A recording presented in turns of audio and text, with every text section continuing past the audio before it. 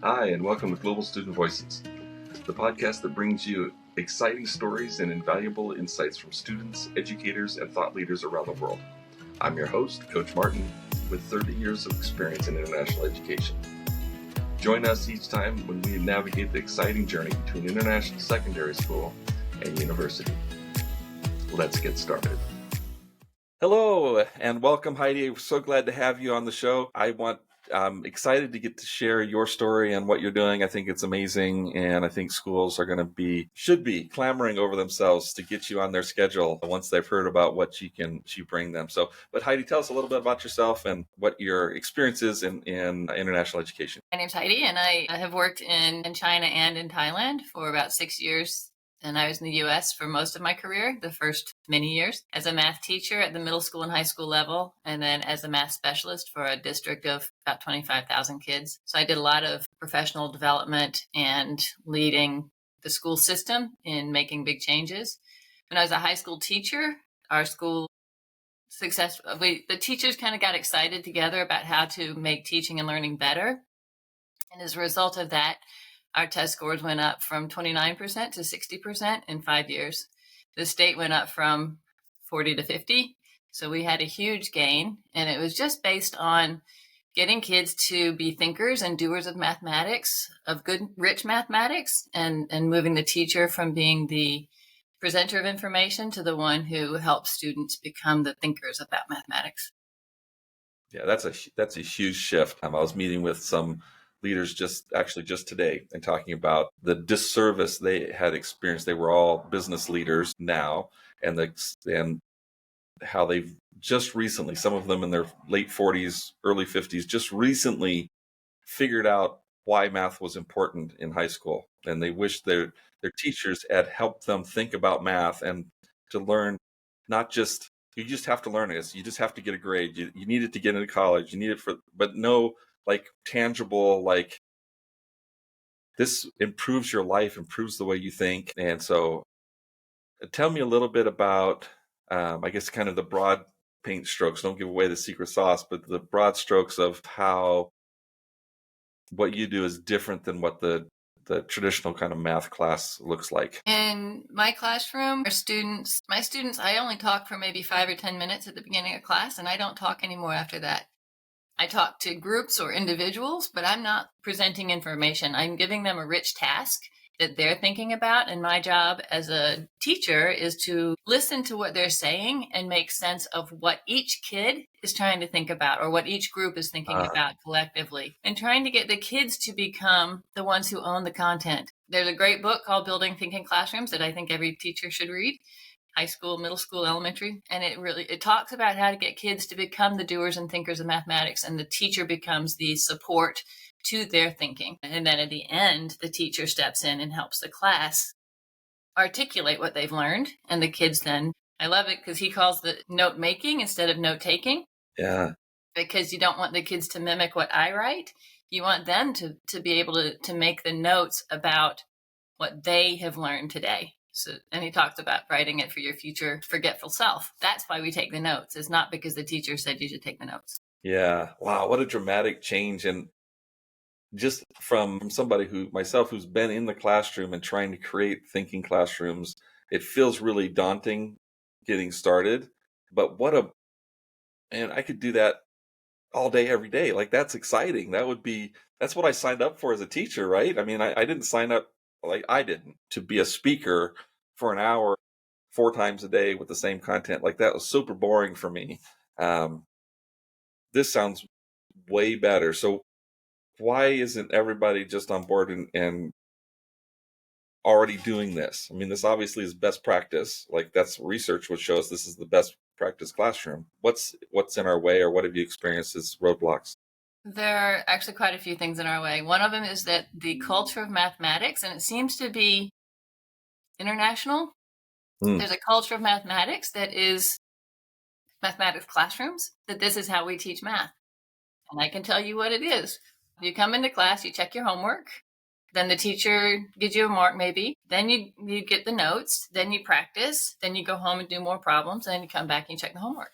That is such a rich and deep culture that is really hard to break.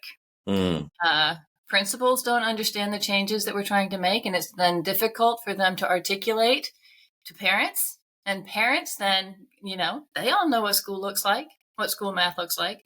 So we have to help inform not just the teachers and the kids, but it's really a cultural shift, and it is difficult. And my twin sister was an elementary school principal nearby, and her school was able to make the shift, but she keeps telling me over and over again, the only reason I could make this shift is because I had you on speed dial telling me what to tell the parents, because the parents would complain that you're not doing school right.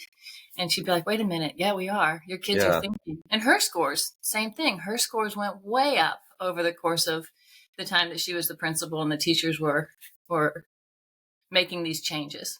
It's also really hard for teachers to make the changes and to let go of the ownership and when I first started thinking about this, I'd been a teacher for quite a few years.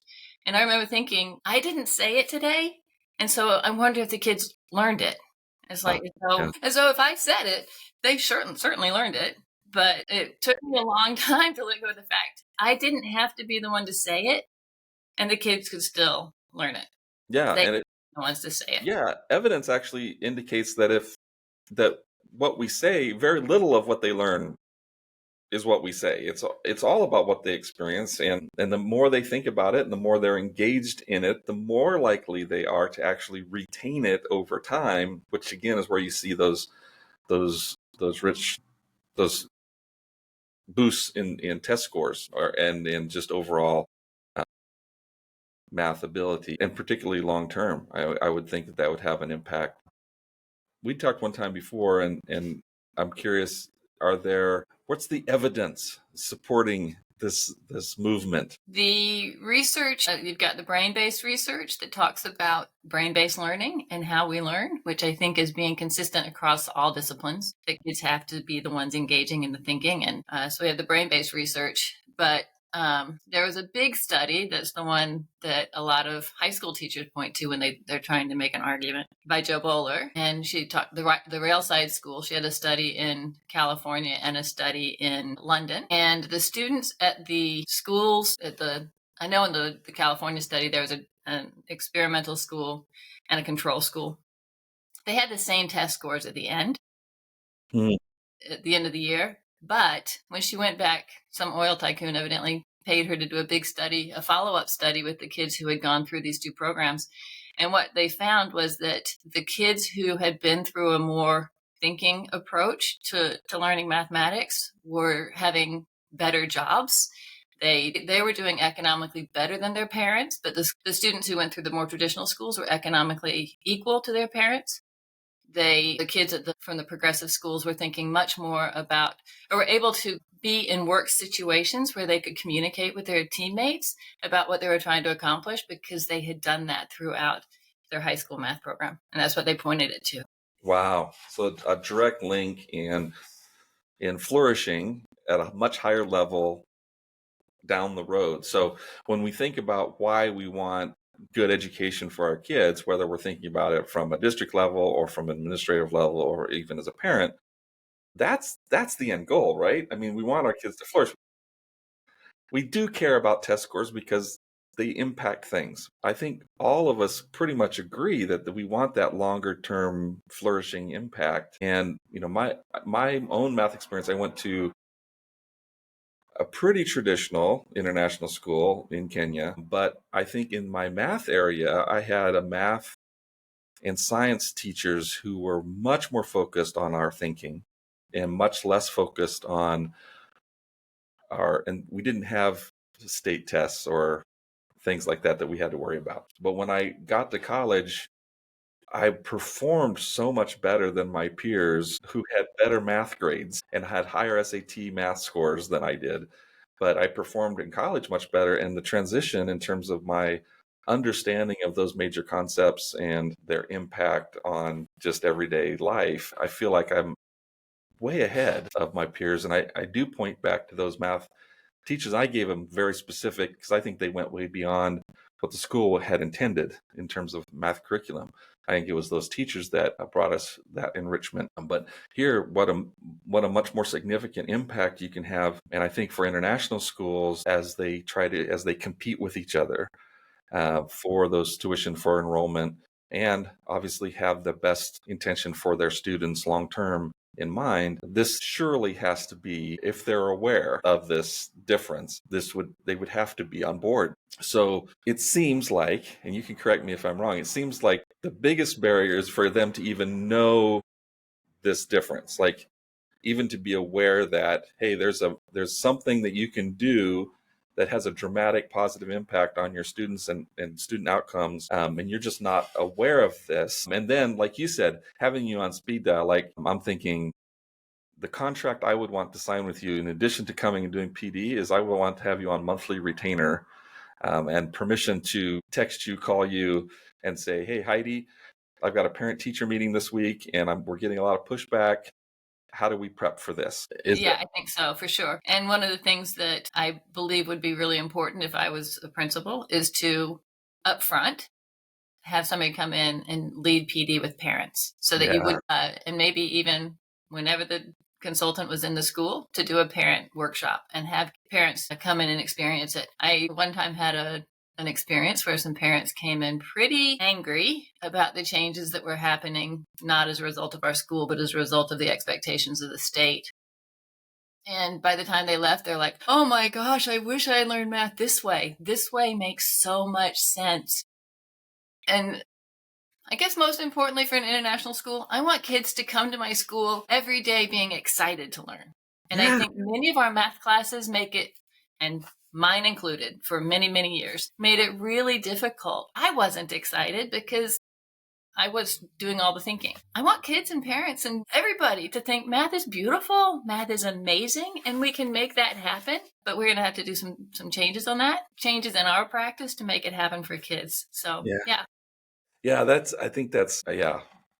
the amazing breakthrough. I think that the transformative learning environment, that place where kids are growing and enriched and inspired. And we talk a lot about STEM and how important it is in the career.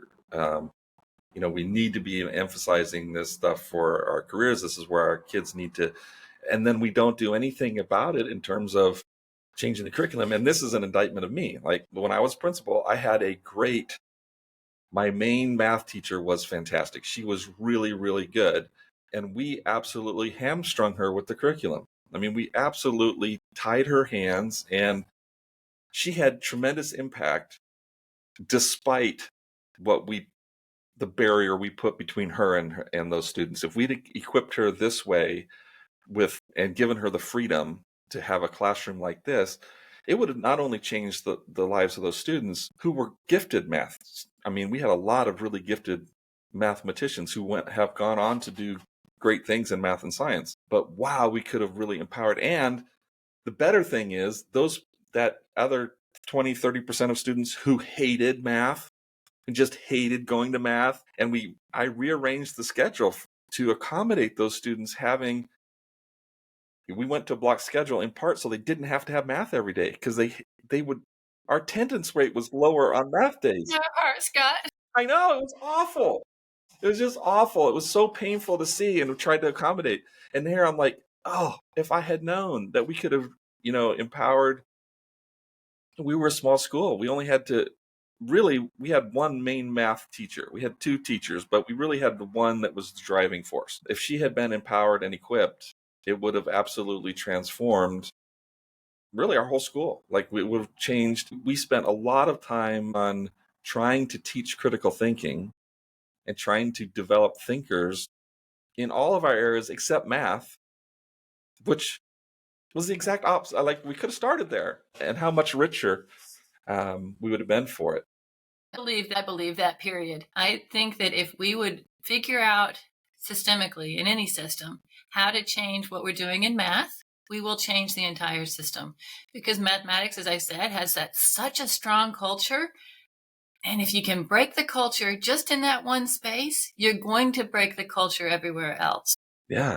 And I think that's one of the main reasons I think math has such a hold in schools. It influences the schedule. It influences, if we track in math, we have some kids in the honors and lower and all the different levels. That influences every other class. It influences when you can have band. It influences so many things. And so I agree with you. I think if we can change math, we will change the system. Hey there, GSV listeners.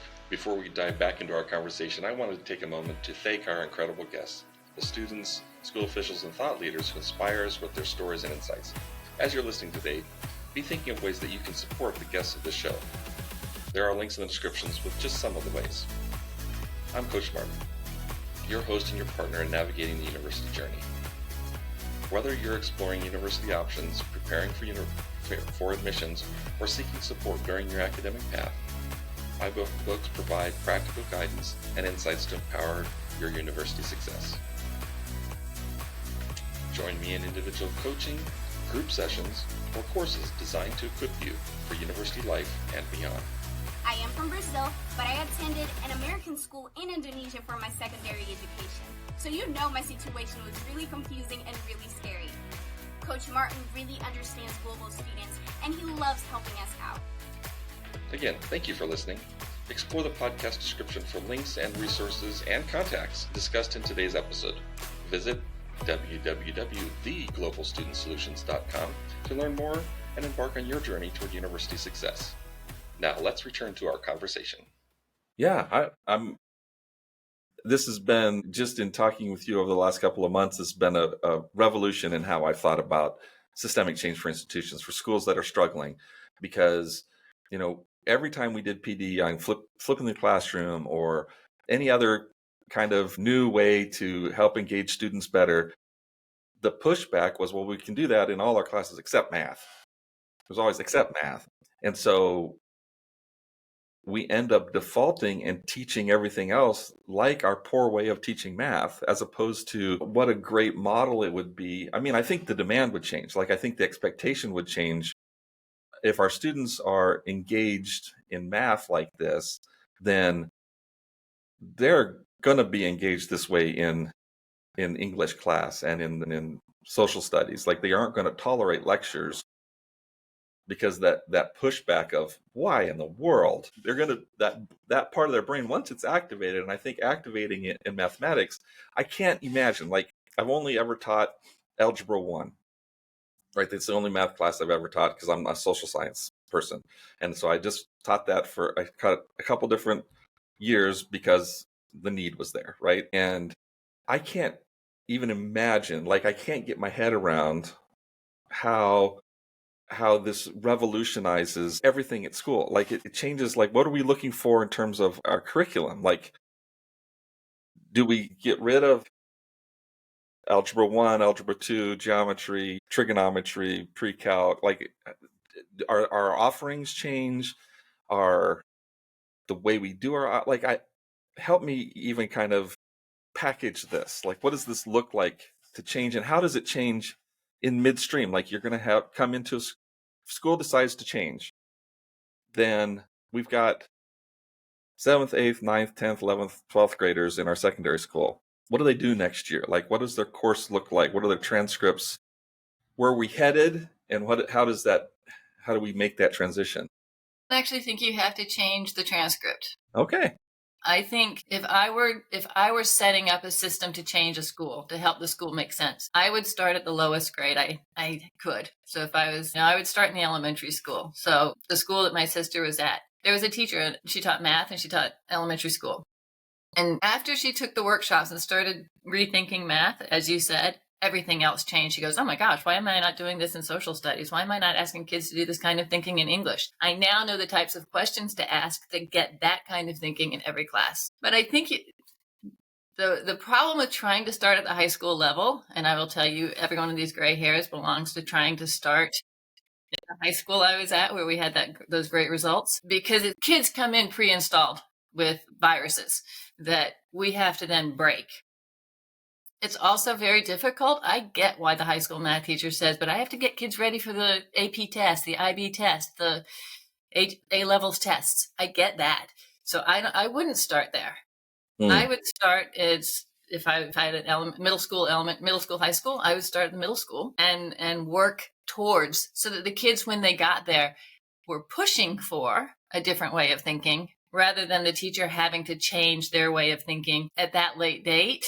Because every teacher at the high school knows, I've got to get these things done. And no school by itself is going to change that. So I wouldn't even try to change that. I would just let those teachers continue to do what they're doing until the kids were prepared. So the teachers who teach the higher levels will teach the 9th graders or some 7th graders, and their practice will change as the kids change, so that when they get to the upper levels, the kids are more prepared to be not only thinkers, but they'll hopefully have better skills because they'll have learned them better as younger kids. So you'll spend less time doing reviews. You'll spend less time having to reteach stuff that they should have learned in 7th grade, which every high school, every AP and IB teacher has to do. So that's why I think you would start younger and work. So as far as the strategy, it's kind of a little bit longer term strategy. Would you, just out of curiosity, I'm trying to think of small schools because that's kind of who we are looking at in terms of our central audience. Small schools maybe only have 2 math teachers that cover 7th to 12th grade and cover all the course and content. This feels like, just in terms of restructuring how we deliver content, like if it's delivered in kind of this exploratory way, am I saying this correctly? Then it seems like the transition would happen even more. Like you're saying, we're all in with our 7th and 8th graders. We're just changing how we do this.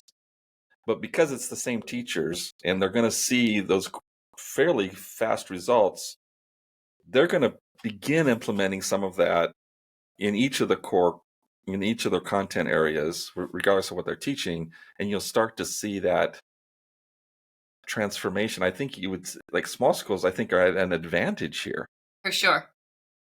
Yeah. And they're going to start to see, when I'm doing this approach to lecture or approach to giving a good worthwhile task and what kids can do with it, they're going to see that I can do these small things and get big results. And of course they'll use those at the higher levels, but they're not going to, more at the 7th and 8th, 6th, 7th, 8th grade level. You can throw out bigger chunks and practice and learn some things. And as you develop those skills, then you're going to transfer them, like you said, organically towards the higher levels, the things that you think your higher levels will engage in without having to break their culture. Yeah.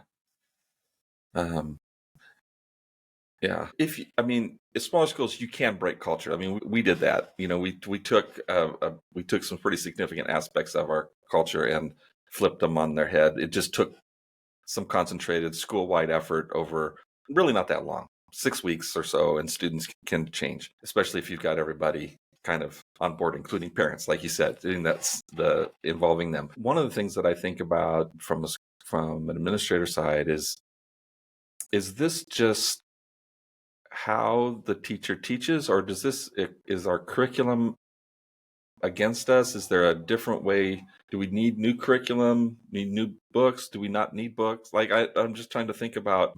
I think you definitely need books.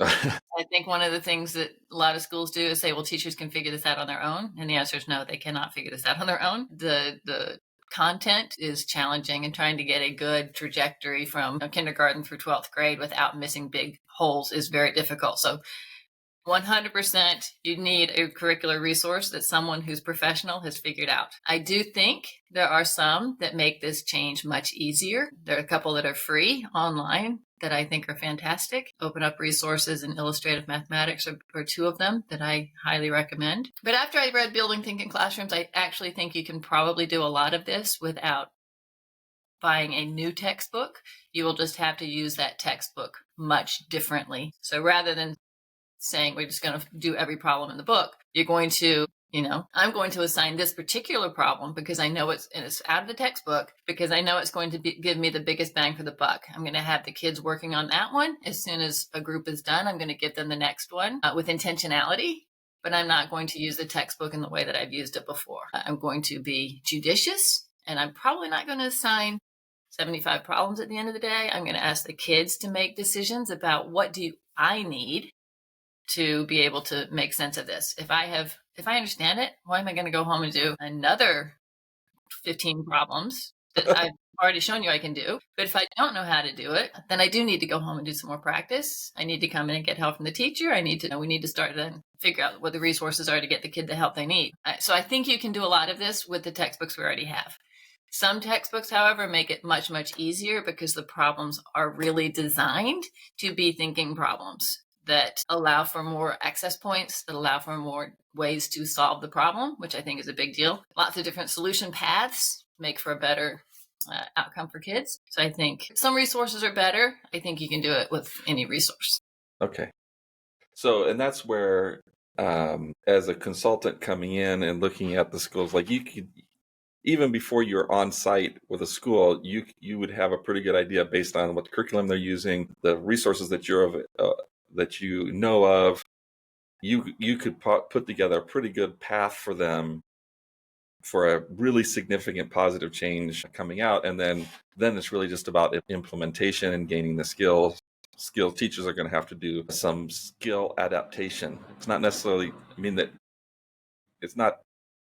They don't have to become new people. You know what it is, though, Scott? It's a shift in mindset. Yeah. It's a shift that says, I'm not the center of what's going on here. My kids are. And I need to be curious about how they think. Because if I can get curious about how they think, that will help me make sense of what my next steps are as a teacher. In my previous way of teaching, I didn't really have to know how they thought because I knew what I was going to help them see and help them learn. And even when I think I had a great classroom culture, my kids got along well, they worked well together and all of that. But I had to make the shift from being teacher-centered, and it sounds very basic, but it's really, really complex, to being student-centered. Yeah, no. I really need to listen to my kids. I really need to think about how do they make sense of this, and how do I help Scott? How do I help Heidi? How do I help Rebecca? How do I help Stephen? So that we can reach all kids. Yeah. Yeah. So in your experience, if I'm a school and going, okay, I'm all in. This is like, we got to do this. We got to get Heidi on the books. We got to get her in to do our PD. When certainly there would be some teachers for whom this would be a fairly quick transition. This would be a fairly easy, like it's kind of intuitive for them. They'll be like, oh, finally I have the freedom. I get to do this. For those for whom that's not the case, who maybe have a narrow experience in terms of how they've learned math and how they've taught math, and this would be a really significant change. What kind of what's the timeline? What would it take for a teacher like that to be prepared to make those changes in the classroom? I think the first thing is every teacher, whether they are on board or not, needs an experience of learning like that. So they need as much as, workshops are kind of frowned upon. I think you have to have a workshop because most of us did not ever experience learning math that way. So you need to experience it and feel it and get a sense of that's how it can feel to learn math. That is so cool. So you need some kind of upfront work, and probably as a team, your whole math team. And then I think your trailblazers are they're gonna take it and they're gonna run, but they're gonna get stuck too because we're talking about a huge cultural shift. It will take them probably it'll probably take them years to actually get to where they feel completely proficient. But they'll catch on and it'll be some time. But I still think they need support, probably for a year, maybe two. Whether you get one-on-one support where someone's in your classroom or your team is in your classroom doing some structured observations to help one another get better at it. I think you're going to have some PLC time to embrace my challenges. When we first started, there were 5 of us who were all in, and we would go to lunch every day and go, I don't know what I'm doing today. And someone else would go, oh, I did that same lesson. This is what I did. This is why it worked. And having that somebody to bounce it off of and to be safe to say, I don't know how to do it today. I am stumped. And my kids didn't respond the way I thought they would. And then also getting to be the person who goes, oh, today it worked great. Let me be the expert. And so the 5 of us had that just all the time. And so creating that culture for teachers it will take some time. But it doesn't take long for them to go, okay, I can take my first steps. Now I'm stuck. Now I'm going to take some more steps. It's just the way learning is. I mean, that's just learning in general. Yeah. So now I'm going to put you a little bit on the spot here, so you don't have to have an answer. You can just say, "I'd have to Okay. think about that." This is not like I'm not expecting an answer, but if it's a smaller school, again, let's pick on my experience. I had two math teachers. So as a group, that's a pretty small. I mean, they were pretty connected, but that's a pretty small group, and it's really more of a interpersonal versus a team, right? Would you recommend doing PD kind of for the whole school on this way of thinking, using math as the example, but saying here, it's kind of the reverse of like the traditional flipped classroom. When we had somebody come in and talk about it, they were an English or social studies teacher and they were talking about it, and the math and science folks were like rolling their eyes like, there's no way I can't. And their big thing wasn't that they didn't agree. Their big thing was my my curriculum doesn't work like that, Right. because it's the culture like shifted. I wonder if we had PD and had the whole school go through having you do the workshop and do math differently. I feel like that could shift our whole culture, kind of giving all of our teachers permission to move away from the lecture and from the teacher-centered learning to student-centered learning. And using math as an example is very empowering, both for the math teacher as well as for everybody else, to say, oh, if you can do it in math, like that transformative moment, like, I wish I had math like this when I was in school. How many of the teachers of social studies would have been like, I might have taught math. If I could have taught math like this. I think you're onto something, Scott. I hadn't really thought about that, but I do know, talking about that one teacher who taught social studies and goes, I'm going to do this differently now because I learned this in math. I think you're onto something there. The other thing that I think was a surprise for me is I did some work with principals, and one of the principals who I really appreciated, he came to me and go, I don't know why I'm not doing this in my staff meetings. Why am I not leading staff meetings with these types of practices? Because if I can think like this in this math workshop, certainly my teachers can think like this about their challenging work of teaching. And so I think, yes, it's really a shift in mindset about how do we engage any learner, a parent learner, a teacher learner, a para-educator learner, any learner in deep and reflective thinking. So yeah, I think you're onto something. Yeah, I think that's the way I would go if I were the principal, thinking about how I was going to bring you in, and if you were worth the investment just for my math, because I only have a couple math. Nah, man, I think this is way beyond that, and I think if I'm a parent listening, then I'm going to take this podcast and share it with my principal and say, hey, I think we need to be looking at this. This is what I want my kids to experience, is a very engaged, active learning environment, because research tells me that's where I get the biggest bang for my buck, and I'm spending some big bucks here. And why aren't you doing it like this? And if I'm a teacher, likewise, let's start talking as teachers about how do we make these kind of changes. They fit so much better, and everything we learned, if we had a good teacher education background, this fits. Like, this is what we were supposed to do. And then we got to school and we got a textbook that didn't do it, and then we're teaching to tests. And the school culture, Scott, I cannot speak more. The culture, not a particular school culture, the culture of schooling makes it very difficult. So I think when a whole school embraces it, it becomes easier for us to stand shoulder to shoulder and say, we're embracing a fascinating and new way of thinking about how kids learn. Yeah. Math, and I think language arts, science, STEM, tech, music. Yeah. Oh, well, this is very, very exciting. I hope that we will include your contact information with this podcast. I hope that your phone just rings off the hook, and your email messages, you get overwhelmed and you have to like bring in a whole bunch of teachers and train them, because this is a movement. Because I just really think that this is, especially when I see the growth in international schools, and you've got a lot of young international schools who aren't established. I spoke with a principal. They're adding 11th grade for the first time this year, right? They haven't even gotten all the grades. So they don't have the restriction. Like, they have a new culture. I emailed somebody this morning whose next year will be their first year as a school, right? He's the new head of school.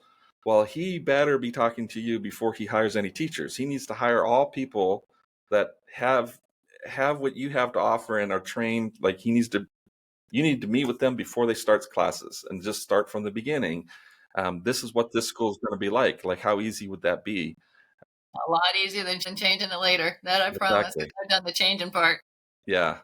Well, thank you for what you do. Our kids, as somebody who's very student centric and always in keeping in mind, how do we as schools produce flourishing adults? I think this is a major key to doing that. And it would make everything I do in career and in college readiness so easy if we were led in math and we already had thinkers, then everything I would do in terms of helping kids tell their story would be natural. Like it puts me out of a job. I'll be honest, but I think that's okay. I'll That would find be something great. else to Yeah. do. Yeah, because Mostly they would. if Yeah, if kids flourish, we don't even need adults. exactly. They can flourish on their own. So this is awesome. Thank you so much. Thanks for being on Global Student Voices. I hope that this message gets around. And please, if you're listening in, please reach out to Heidi. And building excellent educators. Let's make sure that we have the best of the best in our international schools serving these students, because we know they're special, and we should be doing special things for them. So thanks, Heidi. Thank you so much. Take care. All right. Bye-bye. Thanks for tuning into Global Student Voices. We're committed to bringing you the best advice and to share stories from global students and educators. We need your help. Make sure you subscribe, share, rate, and review our podcast. Follow us on social media for more updates, and we'll see you next time. Until then, stay curious and keep exploring.